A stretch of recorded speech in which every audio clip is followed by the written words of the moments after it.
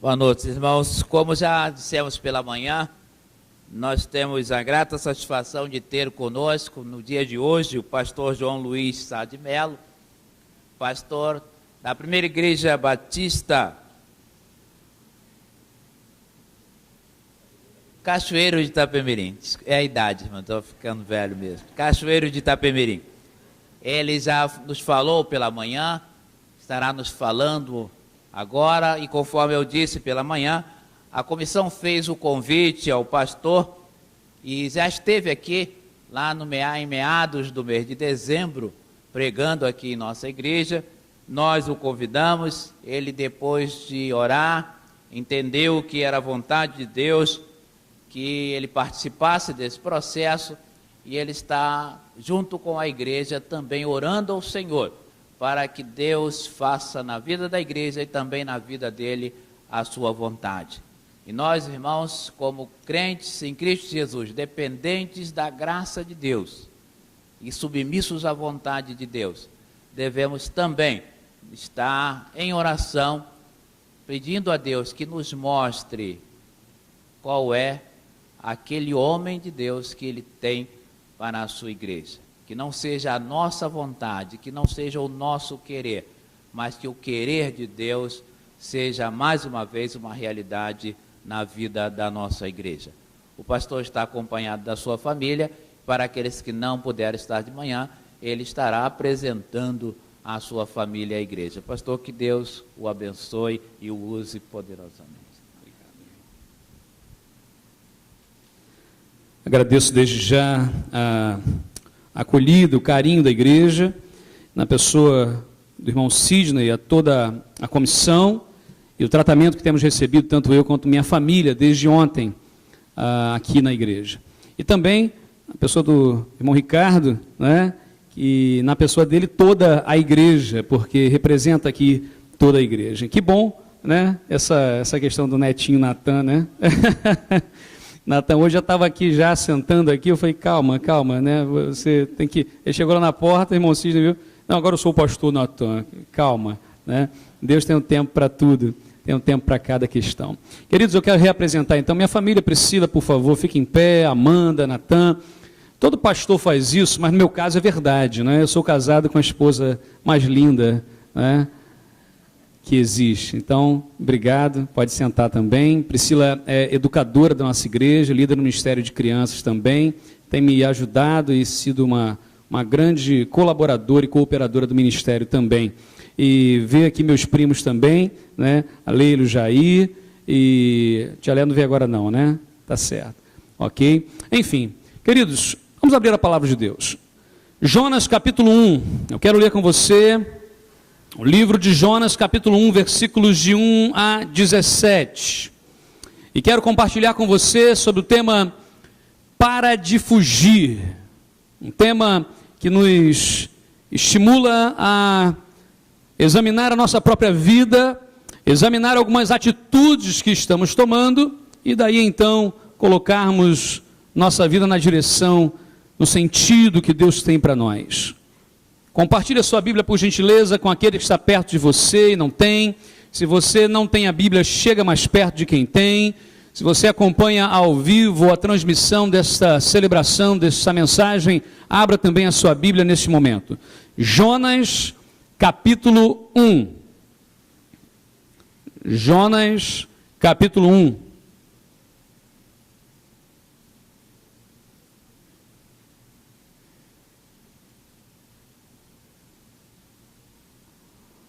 Ok? Ainda vejo algumas folhas, ouço algumas folhas passando, aguardo. Jonas capítulo 1, versículos de 1 a 17. Diz assim então a palavra de Deus, estou lendo na Nova Versão Internacional, mas você acompanhe perfeitamente na sua versão. Diz assim: a palavra do Senhor veio a Jonas, filho de Amitai, com esta ordem: vá depressa à grande cidade de Nínive e pregue contra ela, porque a sua maldade subiu até a minha presença. Mas Jonas fugiu da presença do Senhor, dirigindo-se para Tarsis.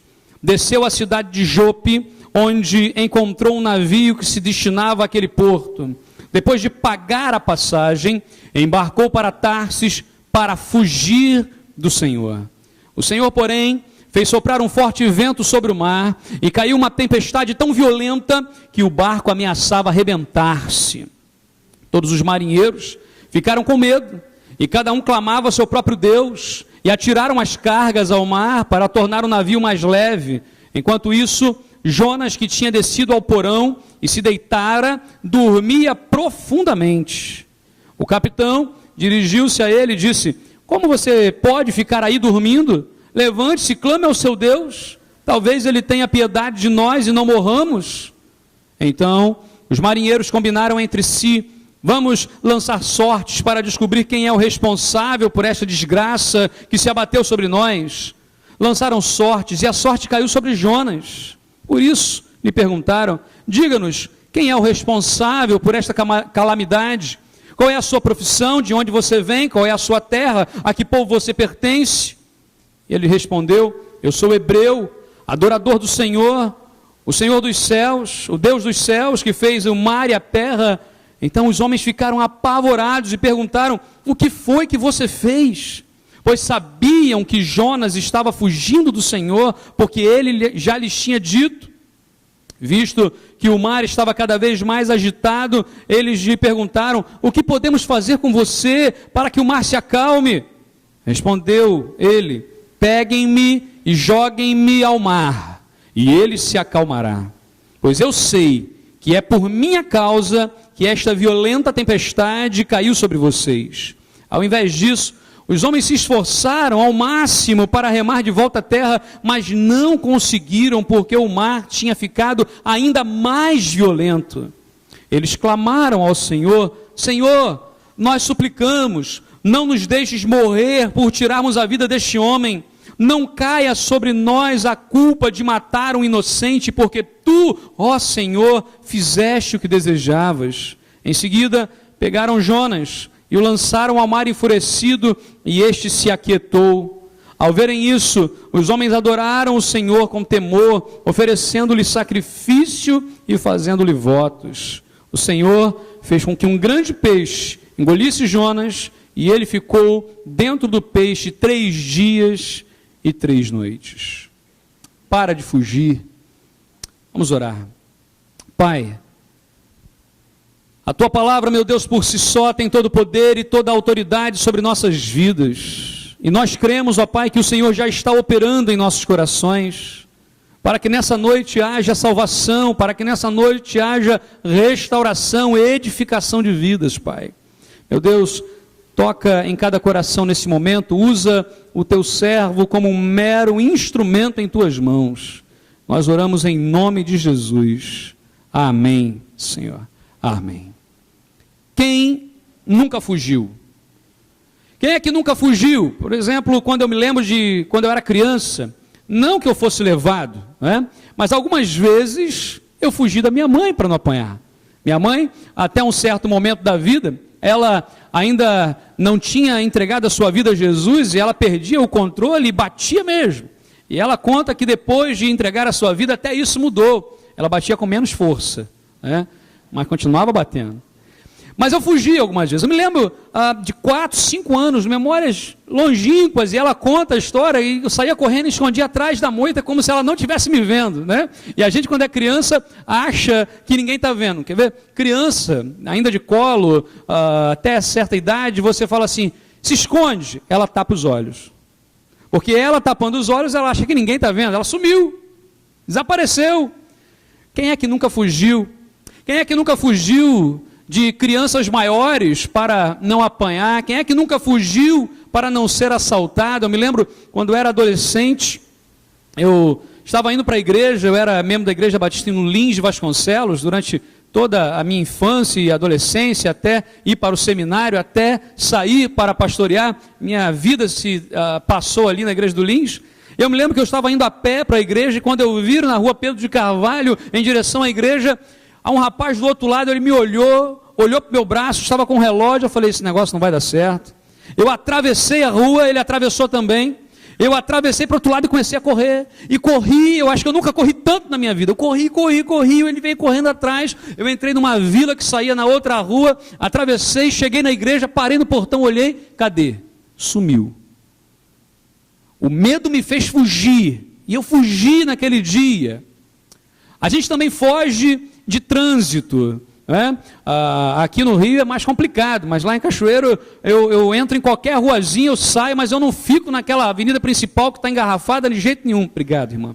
Não fico, porque eu não gosto de perder tempo. A gente é meio assim acelerado, né? E a gente não gosta de perder tempo, e a gente foge do trânsito. A questão é que nós fugimos, em algum momento da nossa vida nós fugimos.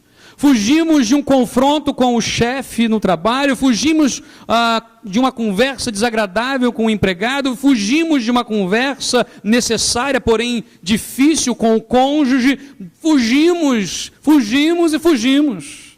Por vezes, é preciso fugir. Há momentos que é saudável fugir. Eu me lembro da história de José no Egito, né? E alguns irmãos viram aí o monólogo de José, a pessoa até perguntou, pastor, você não vai fazer o monólogo de José? Eu falei, não, hoje ainda não, né? Hoje não. Mas José, a história de José do Egito é uma história que marca a gente, e um dos momentos que mais marcam é no momento em que José já estava no Egito como escravo na casa de Potifar, o chefe da guarda, e Deus abençoou tanto a vida de José. José era tão temente a Deus, que a Bíblia diz que Potifar colocou José como mordomo superior, era aquele que abaixo de Potifar mandava na casa, era ele que mandava e desmandava, era ele que cuidava dos empregados, da comida, de tudo. A única coisa era o seguinte: a minha esposa você não pode tocar. José obedecia ao Senhor. Mas a mulher de Potifar, ela queria se deitar com José. Eu imagino, a Bíblia diz, e nós podemos constatar isso, José era um homem interessante, jovem, bonito. A mulher de Potifar também, alguns vão dizer que ela era muito feia. Eu não acredito nisso não, porque um homem na posição social de Potifar poderia escolher a mulher que ele quisesse, e certamente a esposa de Potifar era uma mulher muito bela, muito bonita, tentadora. Mas a Bíblia diz que num dado momento, quando essa mulher ataca literalmente José fisicamente para que o agarrasse, a Bíblia diz que José fugiu. Fugiu. Porque há momentos que nós não temos força, há momentos que não dá para encarar de frente o mal. Aliás, o servo de Deus, sábio, ele se esconde atrás da cruz de Cristo e não enfrenta de cara o mal, porque nós somos pecadores. 1 Tessalonicenses capítulo 5, versículo 22 diz assim: fugir da aparência do mal. Fugir da aparência do mal, porque há momentos que não dá não. Há momentos que a gente sabe qual é a nossa fraqueza. Há pessoas que têm fraqueza, por exemplo, na área financeira. Tem fraqueza. E se ficar em alguma situação que propicia aquilo, vai cair. Então o que tem que fazer? Tem que fugir da aparência do mal, criar mecanismos, contar para alguma pessoa de confiança, trabalhar junto. Tem pessoas que têm dificuldade na área sexual e precisa de cuidados, precisa ter um cuidado redobrado com o sexo oposto. Cada um sabe da sua falha, da sua questão. E o Senhor sabe de todos nós. Há pessoas, no entanto, que estão fugindo e tentando se esconder de Deus. E desde a origem dos tempos, a gente faz isso. Por exemplo, primeiro casal, né? Quando cometeram o pecado, qual foi a primeira atitude que Adão e Eva fizeram? Qual foi a primeira atitude deles? Se esconderam, fugiram de Deus. Fugiram de Deus como se Deus não pudesse achar, como se Deus não os visse. Fugiram de Deus. Muitas vezes a primeira sensação, o primeiro impulso que nós temos diante de uma situação é fugir, de não resolver, deixar para depois. Tem uma frase que eu aprendi com o pastor Ebenezer Bittencourt, diretor executivo do Haggai no Brasil. Ele fala assim que se a gente deixa como está para ver como é que fica, fica pior. Se a gente deixa como está para ver como é que fica, fica pior. Tudo na vida é assim. Não cuida da casa não, vai ficar pior. Vai dar infiltração, vai ficar suja, fica pior. Não cuida da saúde não, vai ficar pior. Tudo fica pior se a gente deixa como está para ver como é que fica. A gente lembra ainda de Caim. Caim, quando comete o primeiro homicídio, o que Caim faz?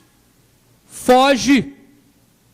Quando a gente olha para Acã, que pegou a capa babilônica, a prata, tudo mais, o que ele fez? Foge, se esconde, aliás, esconde, perdão, como se Deus não pudesse ver o que ele tivesse feito, o que ele tinha feito. Elias, o grande profeta, após derrotar os profetas de Baal e de Asherá, e naquele dia foi um dia onde o poder de Deus foi manifestado, o que ele faz no dia seguinte, quando Jezabel diz assim, amanhã eu quero a morte de Elias, o que Elias faz? Foge. Ele se esconde numa caverna, ele vai embora para o deserto e Deus o trata numa caverna. O texto bíblico que nós acabamos de ler, e eu peço que você mantenha a sua Bíblia aberta, por gentileza, fala de um profeta que fugiu da sua missão.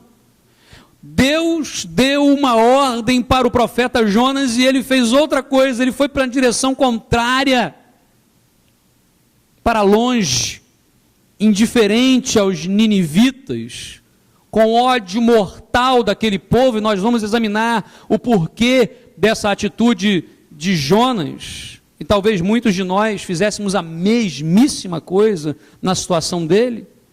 Quantos ainda hoje estão se escondendo de Deus?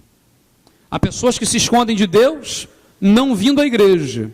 Não, eu não vou lá, porque aí Deus não fala comigo, aí eu não vou ver isso, eu vou ficar na minha.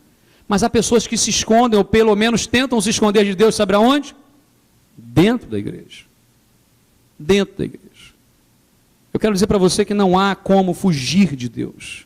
Que nós precisamos parar de fugir de Deus. Porque Deus tem algo muito especial para a sua vida, Deus tem algo a fazer através de você. E se você está aqui hoje e ainda não entregou a sua vida a Jesus, não entregou completamente a sua vida a Jesus, hoje é o dia de parar de fugir de Deus e entregar a sua vida a Cristo. É hoje o tempo. Não deixa para amanhã, não deixa para depois, é agora. Para de fugir de Deus. Em primeiro lugar, para de fugir de Deus, indo na direção contrária. Vamos ler o texto bíblico, você consegue ler junto comigo? O Senhor... Mais forte, apronte-se.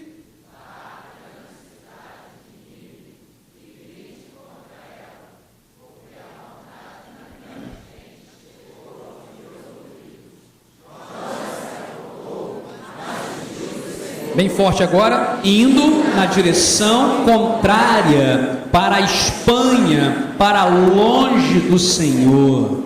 Nova tradução da linguagem de hoje. Como é interessante. A Bíblia diz que Deus deu uma ordem a Jonas, filho de Amitai, e Jonas se aprontou, mas fugiu do Senhor, indo na direção contrária. Indo na direção contrária. Para longe do Senhor. Jonas foi chamado como um profeta.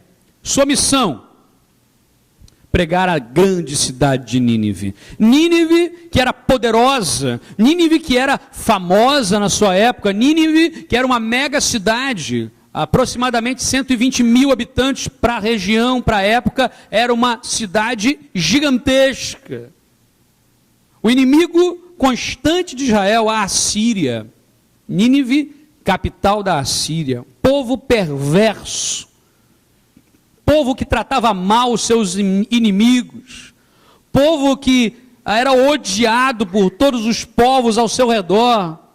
Por exemplo, quando os ninivitas ganhavam uma batalha, eles levavam em praça pública grande parte dos seus cativos de guerra, pegavam aquelas lanças enormes, mais ou menos 2,5 metros, 3 metros de tamanho, colocavam uma pessoa viva, enfiava aquela lâmina entre o externo, esse osso que nós temos aqui, e levantava essa pessoa viva se debatendo, e isso dezenas e dezenas, e saíam em procissão pela cidade, com aqueles homens se debatendo lá em cima, vivos até morrer. Quando morria, jogava fora, pegava mais um, enfiava a espada, a lança, levantava e ia. Povo odiado pelos inimigos. Costumavam também pegar homens e mulheres e pegavam uma estaca grande, amarravam uma perna em um cavalo, outra perna em outro cavalo e tocavam, e a pessoa era partida ao meio. E vou parar por aqui, porque pelo olhar e pelas caras que estão fazendo, todo mundo já começou a odiar também os ninivitas. Quando Deus chega para Jonas e fala assim: Jonas, você vai pregar aos ninivitas. Jonas faz o quê? Eu quero que esse povo vá para o inferno. Eu quero que esse povo morra. Jonas queria ver os ninivitas mortos. Eu não sei se você já teve alguma sensação de falar assim: mas fulano vai para o céu, pastor. Se ele for, eu já estou até pensando. A gente vai ter muita surpresa, a verdade é essa. Não é? A verdade é essa. Agora, olha só o texto bíblico. Jonas capítulo 3, vira aí as páginas da sua Bíblia, mas vai ser projetado também. Jonas 3, versículos 3 e 4, a Bíblia diz assim: Jonas, isso lá no capítulo 3, Jonas já foi engolido pelo peixe, Jonas já passou lá 3 dias e 3 noites, já foi vomitado, já pegou então agora a direção certa, já chegou na cidade de Nínive, e aí começa: Jonas obedeceu a palavra do Senhor e foi para Nínive. Era uma cidade muito grande para a época, obviamente, sendo necessários 3 dias para percorrê-la. Jonas entrou na cidade e percorreu durante 1 dia, proclamando: daqui a 40 dias Nínive será destruída. Precisava de quantos dias para Jonas pregar aquele povo? 3. Se ele pregou em 1, como é que ele fez? Correndo a cavalo, provavelmente, para ninguém ouvir. 7 palavras, profecia que você consegue gravar. Fala toda a profecia de Isaías. Não sei não, pastor, é muita coisa, 66 capítulos é demais. Fala a profecia de Jonas: ainda 40 dias e Nínive será subvertida, numa versão mais anterior. Daqui a 40 dias Nínive será destruída. 7 palavras, você consegue decorar? Fecha os olhos, vamos falar agora. Vamos lá? Fecha os olhos, não vale colar não. Vamos lá? Daqui a 40 dias Nínive será destruída. Todo mundo consegue falar. Você fala assim: nunca gravei uma profecia da Bíblia na minha... Não, agora você gravou. 7 palavras, você gravou a profecia. Agora você imagina isso: Jonas correndo, talvez a cavalo, a Bíblia não diz, mas correndo para atravessar em 1 dia o que era para fazer em 3, falando assim: ainda 40 dias, ainda 40 dias, acabou. Senhor, preguei a cidade. Vai todo mundo para o inferno agora, assim, não é possível. Mas a Bíblia diz que aquele povo se converteu. A Bíblia diz que as pessoas foram tocadas pela palavra, porque a palavra não era de Jonas, era a palavra de Deus. Porque nós somos falhos, mas Deus é perfeito. Nossa palavra, por vezes, é perversa, mas a palavra de Deus é como espada de 2 gumes que entra e percorre até a divisão mais profunda da nossa alma e do espírito, das juntas e medulas, como diz lá em Hebreus. Imediatamente, Jonas ele não quis saber, de modo deliberado, num gesto de independência de Deus, Jonas não quis. Jonas queria escolher o seu destino. Hoje eu conheço muita gente assim. Quantas vezes a gente mesmo é assim? Eu decido minha vida, eu sou maior de idade, sou vacinado, eu sei para onde eu vou, eu tenho experiência, eu vou saber o que é, o que não é. Jonas quis decidir a sua vida. Tarsis ficava na outra extremidade do mar Mediterrâneo. Era o fim do mundo da época. Ninguém conhecia na época. Jonas, ele passou a depender do seu próprio recurso. Não sei se você prestou atenção lá no capítulo 1, diz que Jonas desceu a Jope e pagou a passagem. Eu tenho dinheiro, eu pago a minha passagem, não preciso de Deus me mandar para lá porque eu não vou. Eu posso, eu tenho meu recurso, eu banco esse negócio, eu vou para onde eu quero. Jonas tomou a sua decisão. Fugiu na direção contrária para onde mandava o nariz, ele foi.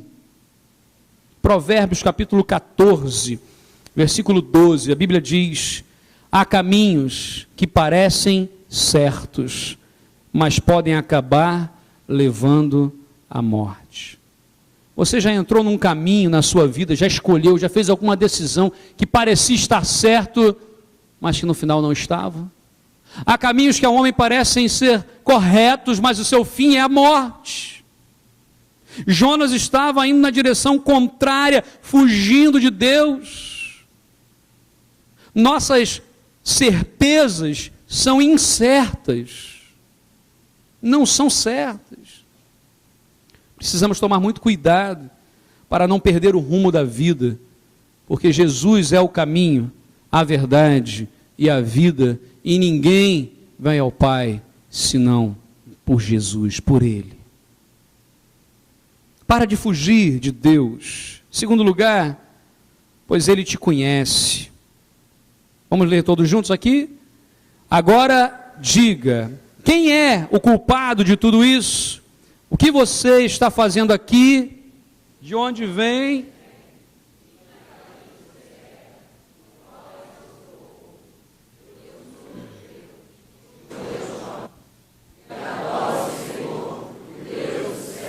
Que fez a terra. Em seguida, Jonas contou. Para de fugir de Deus, porque Ele te conhece. Ele sabe quem você é. Ele sabe quem eu sou.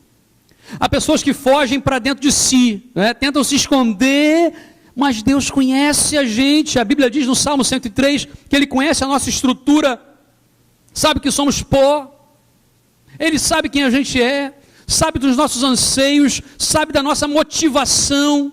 Quando tomamos uma decisão ou quando não tomamos, Deus sabe o porquê. Por vezes nós fazemos uma coisa e damos a entender outra, mas Deus conhece o que está lá dentro de nós. Deus tomou duas providências aqui para recuperar Jonas. Jonas estava indo na direção contrária de Deus, mas Deus não desistiu de Jonas. Para pensar um pouquinho. Deus poderia ter escolhido outra pessoa. Jonas não quer não? Está indo para longe, porque se perto de Deus, se Deus é a fonte de toda a vida, se eu estou perto de Deus, eu tenho vida. Mas se eu estou longe de Deus, eu tenho morte. Então, quando Jonas foge de Deus, ele está indo em direção à morte. Mas Deus não desiste de Jonas, como Deus não desiste de você, como Deus não desiste de mim. A Bíblia diz que Deus tomou duas providências. A primeira delas, fez um grande vento, uma tempestade naquele mar. Aí você fala, mas pastor, isso foi providência para salvar Jonas? Foi. Porque senão Jonas teria chegado na Espanha e teria sumido no mundo. Para pensar uma coisa. Talvez tempestades que você passe na sua vida seja a providência de Deus para trazer você de volta. Tempestades que passamos na vida por vezes é a ação de Deus para tratar da gente, cuidar da gente, quebrantar nossos corações, trazer de volta e cuidar. A primeira coisa, Deus mandou uma tempestade na vida de Jonas, que coisa! E a segunda, Deus enviou um grande peixe para que engolisse Jonas. Bênção de Deus. Porque se você ler o capítulo 2, a oração de Jonas, é impressionante. Jonas clamando a Deus. O próprio Jonas reconhece isso na sua oração. O peixe foi bênção de Deus. Mas ser engolido por um peixe, fica lá dentro, sendo digerido 3 dias, depois ser vomitado, mas que coisa mais esquisita. Mas Deus tratou de Jonas, Deus cuidou. E veja bem, a Bíblia diz que quando o peixe o engoliu, foi para as profundezas. Jonas, quando ora de dentro do peixe, ele fala que estava nas profundezas. Há momentos que Deus, para tratar de nós, Ele nos leva lá no fundo. Aonde não há mais como confiar em nós mesmos. Lá no fundo do oceano, lá no fundo do mar, dentro da barriga de um peixe. O que Jonas podia fazer por ele mesmo? Nada. Nada. Muitas vezes, enquanto a gente pode, a gente quer segurar na direção. Aí Deus vai dando oportunidade, e vai mandando tempestade, e a coisa não dá jeito, e até que a gente cai no mar revolto, e parece que vai morrer, mas Deus não desiste de nós, e nos traz de volta. A Septuaginta, que é a versão grega do Antigo Testamento, muito usada pelo apóstolo Paulo, diga-se de passagem, diz que o texto, quando fala assim, que Jonas estava lá e as pessoas, o capitão lá soube que Jonas estava no porão dormindo profundamente, a Septuaginta traduz como se Jonas estivesse roncando alto. Quem ronca, não precisa responder, né? Não vou perguntar. Jonas roncava. E aí, Jonas está lá no fundo, dormindo alto, olha, roncando alto. Imagina, o mar revolto, o navio estava para se partir, os homens, os marinheiros experientes, homens experientes no mar, desesperados. E aí, de repente, ouvem, no meio da tempestade, ouviu o ronco de Jonas. O negócio era feio. O negócio era feio. Eu tenho um grande amigo, o irmão Jorge, ele era conhecido carinhosamente como Turbina. Toda vez que a gente ia para retiro, era uma disputa para ver quem ficava mais longe, porque era aquele...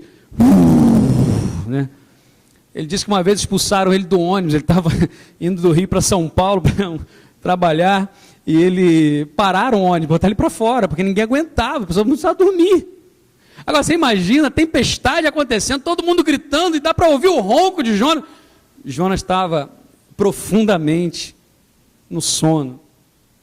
A Bíblia diz, Salmo 139, versículos de 7 a 12, aonde posso ir a fim de escapar do teu espírito? Para onde posso fugir da tua presença? Se eu subir até o céu, tu lá estás. Se descer ao mundo dos mortos, lá estás também. Se eu voar sobre o Oriente, ou for viver nos lugares mais distantes do Ocidente, ainda ali a tua mão me guia, ainda ali tu me ajudas. Eu poderia pedir que a escuridão me escondesse, e que em volta de mim a luz virasse noite, mas isso não adiantaria, porque para ti a escuridão não é escura, e a noite é tão clara como o dia.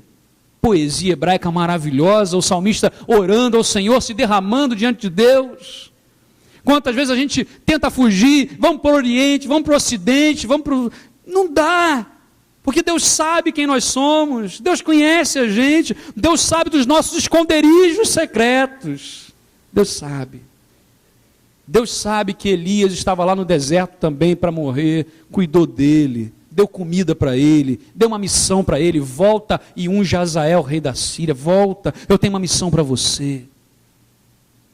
Deus sabe quem nós somos, Deus te conhece, sabe a necessidade, e Ele quer resgatar a sua vida. Deus quer resgatar você.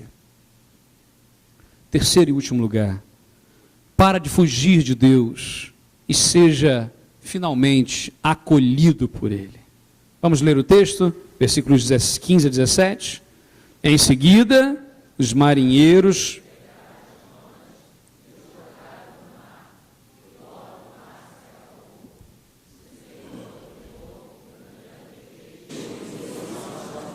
e ele ficou dentro do peixe. O Senhor, acolhido pelo Senhor. Versículo 16 vai dizer que os marinheiros adoraram Javé quando o mar se acalmou. A palavra Senhor, na sua Bíblia, se estiver em letra maiúscula no Antigo Testamento, ela não é tradução de Adonai, ela é tradução de Javé, Yavé, o nome revelado de Deus a Moisés. Nesse caso, ela está em maiúsculo, você pode verificar. O que aconteceu é, cada marinheiro estava buscando adorar o seu Deus, com letra minúscula, e aí veio Jonas e falou de Javé, de Yavé, o Deus revelado, Deus que é pessoal, o Deus que se importa com a gente, o Deus que abalou a montanha, o Deus que abriu o mar, o Deus que enviou Jesus, que se fez um de nós, que sujou os seus pés da poeira dessa terra, um Deus que foi à cruz em nosso lugar, morrer a nossa morte, para nos dar a sua vida. É esse Deus. Versículo 16 diz que os marinheiros adoraram Javé quando o mar se acalmou. Ou seja, Jonas foi ali pregador do evangelho, da boa notícia de Deus, dizendo: eu sirvo ao Deus que criou o mar e a terra, o Deus que criou o céu. E quando os marinheiros veem o mar se acalmando, eles dizem assim: louvado seja Javé. Eles nem sabiam quem era o Javé, agora passaram a conhecer. Jonas não era um covarde. Algumas pessoas podem pensar nisso. Jonas fugiu porque ele era covarde, porque não quis aceitar a sua missão de pregar em Nínive. Não é isso não. Jonas odiava os ninivitas, ele não queria ir, ele desobedeceu deliberadamente, fugiu de Deus, Deus o alcança, o trata, o traz de volta. Jonas era um homem calmo e equilibrado, um homem de fé. Para pensar, no meio daquilo tudo, o povo lá desesperado, Jonas falou assim: gente, calma, o problema é comigo, o problema é comigo, eu sou o problema. Mas como é que a gente resolve esse negócio? Me joga o mar vai se acalmar. Profeta de Deus. Jonas sabia o que estava fazendo. Jonas estava calmo, tranquilo, homem ali fiel realmente, sabendo quem era o Deus, quem era Javé. Quando eles perguntam: quem é você, de onde você veio, que Deus você serve, fizeram um monte de pergunta ali para ele. Jonas saiu respondendo: eu sou hebreu, temo ao Deus vivo, o Senhor, Javé, revelado de Deus. Ele fala. E Jonas decidiu se afogar para salvar os marinheiros, homem de coragem. Mas coragem não basta, é preciso obediência. É preciso obediência. Ele considerava que a sua morte era um castigo bem merecido. Eu mereço a morte. Eu conheço muita gente assim, entregando os pontos da vida e dizendo: o que está acontecendo comigo é porque eu errei, eu mereço isso. Eu mereço isso. Mas Deus olha para a gente e nos ama tanto, Ele não desiste de nós. E diz a Bíblia que Deus, lá no capítulo 3, diz assim: pela segunda vez, Deus chamou Jonas e falou: prega a cidade de Nínive. Com Pedro foi 3 vezes: você me ama, você me ama, você me ama, então apacenta os meus cordeirinhos. Quantas vezes Deus tem que falar com a gente? 1, 2, 3, 4. Ele está dizendo: eu te amo, eu quero um relacionamento com você, eu quero que você seja bênção nessa terra. Há um perigo muito grande quando a gente sofre de autocomiseração, é achar que a gente é o pior de todos. E há um período muito grande, que é o oposto disso, quando a gente vai sofrer de altivez, né? Eu sou o melhor de todos. De um lado, é preciso quebrantamento. Do outro lado, é preciso restauração. Seres equilibrados na presença do Senhor. Deus nos chama para nos relacionar com Ele. Quando Deus vai buscar Adão e Eva e diz: o que aconteceu? Deus conversa, Deus sabia, mas quer que eles falem. Quando Jesus encontra com um cego e diz: o que você quer que eu faça para você? Claro que Jesus sabia o que estava no coração, mas o relacionamento, Deus quer relacionamento com a gente. Então por que fugir de Deus? Jonas tentou fugir, ele errou. Talvez se fosse eu desistia dele. Já vai tarde, eu tenho outro aqui, vou botar outro profeta para pregar. Mas Deus não. Deus não desiste de você. Deus nunca desiste de nós. Um grande peixe foi a manifestação da misericórdia de Deus na vida de Jonas. O que tem sido manifestação da misericórdia de Deus na sua vida? O que tem acontecido na sua vida que você pode dizer assim: louvado seja Deus, Deus tem cuidado de mim. Deus tem cuidado de mim. E começar a agradecer pelas pequenas coisas e a louvar a Deus. Ele foi acolhido mesmo depois de fugir. Se você hoje está aqui Mas se de alguma forma você tem fugido de Deus, se esquivado, toda vez que alguém pergunta, você quer entregar a vida a Jesus, você esquiva para cá, esquiva para lá. Talvez você esteja aqui, já seja membro da igreja, mas você fala assim, não, eu vou me comprometer, esse novo ano eu vou me envolver, esse novo ano eu vou... Mas já passou, o novo ano já entrou, e até agora nada.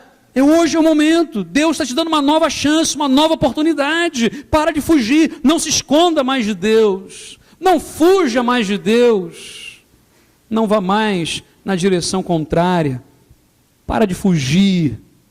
Deus te conhece, Ele quer te acolher. Eu queria pedir a você que fechasse seus olhos nesse momento, que você colocasse a sua vida diante de Deus, e que você fizesse uma oração muito sincera, pessoal, colocando a sua vida diante do Senhor mesmo, talvez identificando o que na sua vida você sabe que tem fugido e não tem resolvido, e se a gente deixa como está para ver como é que fica, está ficando pior. Pastor, eu não tenho cuidado do meu casamento e as coisas estão ficando cada vez piores. Meu relacionamento com os meus filhos está cada vez pior. Meu relacionamento com os meus pais está cada vez pior. Ora, eu não entendo a minha vida, não entreguei a minha vida a Jesus ainda, mas o que? É hora hoje de entregar. Deus está chamando você para um relacionamento, para te dar uma missão, razão para viver. Deus tem levantado homens e mulheres ao longo do tempo, neste lugar. Nós estamos aqui, você está aqui, é a sua vez de ser bênção nessa terra, de ser bênção nessa sua família, de ser bênção nessa cidade. Mas não dá para continuar fugindo. Fugir para onde? Como diz o salmista, para onde eu for, ali tu estás. O Senhor está nesse lugar. Deixa o Senhor te acolher, deixa o Senhor te abraçar, deixa Ele cuidar de você. Não pense que a tempestade é o fim do mundo, não. Por vezes é Deus cuidando e tratando de você, trazendo você de volta. Deixe o seu coração diante do Senhor. Seja você um adolescente, uma criança, um jovem, um adulto, um ancião, Deus está falando ao seu coração hoje. Não dá para fugir, é agora, é hora da decisão de entregar a vida a Jesus. Oh meu Deus, obrigado, Pai, porque aqui está a tua igreja. Aqui estão, ó Deus, pessoas que se reuniram nessa noite, ao redor da cruz de Jesus, para ouvir a tua palavra, Senhor, para entoar louvores ao teu nome, porque só o Senhor merece todo louvor, toda honra, toda glória, Senhor. Mas, Pai, quantos de nós aqui fugindo, alguns fugindo de um compromisso real com Jesus, outros fugindo da missão que o Senhor quer dar para nós. Nós temos nossas razões, nos enchemos de razão, mas a razão do Senhor é muito maior. Oh meu Deus, o Senhor teve misericórdia daquele povo, que era um povo perverso, mas que se arrependeu. E o Senhor, ó Pai, não destruiu aquela cidade. Assim como nós, ó Pai, que por vezes erramos, tropeçamos, caímos, mas o Senhor não desiste de nós, ó Pai. A Tua graça nos alcança. A Tua poderosa mão nos traz de volta, Senhor. Ó meu Deus, louvado seja o Teu nome, Pai. Enquanto a igreja ainda continua em oração, eu quero perguntar se você hoje que está aqui nessa noite, se você ainda não entregou a sua vida a Jesus, você quer entregar a sua vida a Jesus hoje, parar de fugir e dizer assim, eu quero Jesus na minha vida. Levanta uma de suas mãos, onde você estiver. Eu quero orar pela sua vida, orar por você. Hoje, agora é o tempo de Deus. Há alguém, eu tenho fugido, pastor, eu tenho fugido da presença de Deus, eu tenho fugido mas hoje não. Eu quero experimentar o poder de Deus na minha vida, eu quero transformação na minha vida, na minha casa. Levanta uma de suas mãos, onde você estiver. É o tempo de Deus agir. Se você está aqui hoje, e talvez seja membro desta ou de outra igreja, mas tem fugido do chamado de Deus para a sua vida. Talvez Deus esteja chamando você para o exercício de um ministério, talvez como um pastor ordenado, mas talvez não, como líder de um ministério, exercendo os seus dons. Mas você tem fugido, mas hoje você diz, não, eu quero me comprometer com o Senhor, eu não quero mais fugir, eu quero ir para a minha Nínive, eu quero pregar a palavra de Deus, eu quero ajudar pessoas a caminharem com o Senhor. Levanta também uma de suas mãos agora. Deus abençoe. Você pode levantar a sua mão. Você pode levantar a sua mão e dizer, eu quero me comprometer com Jesus. Louvado seja Deus.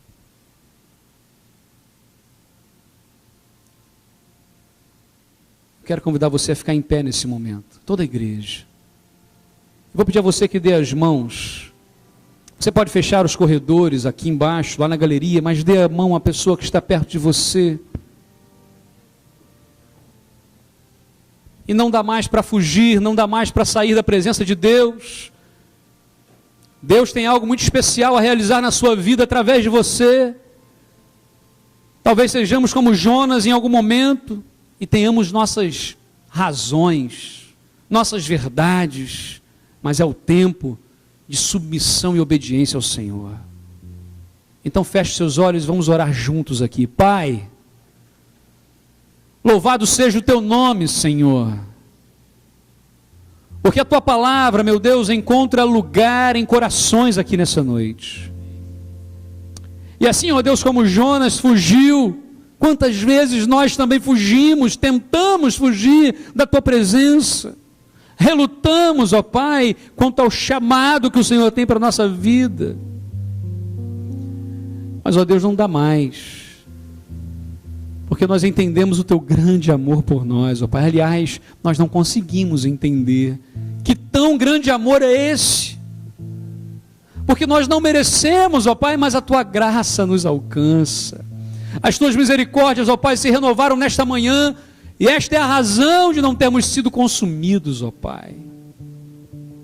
Meu Deus, cada pessoa que aqui está, cada família representada, meu Deus, que o Senhor derrame a tua bênção e a tua graça agora, Pai. E que essa seja uma semana onde as maiores bênçãos a andar por esta cidade sejamos nós. Sejamos as maiores bênçãos do Senhor. Com quem quer que estejamos, que da nossa boca saiam palavras de bênção e de salvação. Amém. Quem quer que olhe para nós, veja Jesus. Amém. E que a tua igreja, meu Deus, aqui neste lugar, continue proclamando o evangelho puro de Jesus. Porque Jesus veio ao mundo para salvar e buscar o que se havia perdido, Pai. Muito obrigado. O Senhor não desistiu de Jonas. O Senhor não desistiu do João. O Senhor não desistiu de nós, Pai. Nós oramos em nome de Jesus. Amém, Senhor. Cumprimenta a pessoa que está perto de você e diga, Deus te abençoe. Deus te abençoe. Ninguém sai sem a bênção de Deus. Deus te abençoe.